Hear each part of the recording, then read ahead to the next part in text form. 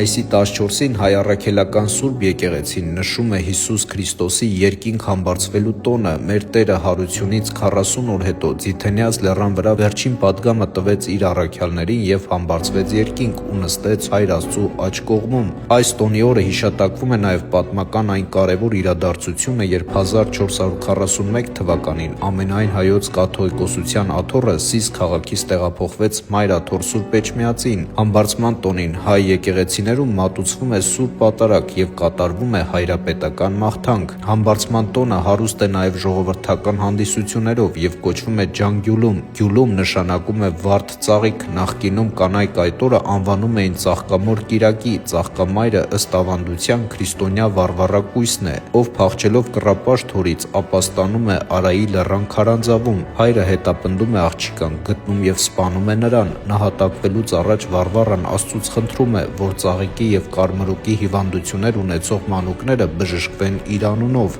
Այսօր այդ բարձունքը դարձել է ուխտատեղի, կրելով Ծաղկևանք անունը։ Քարանձավի պատերից մշտապես ջուր է հոսում, որը ունի բուժիչ հատկություն։ Ժողովուրդը հավատացած է, որ այդ ջուրը վարվառակույսի արցունքներն են։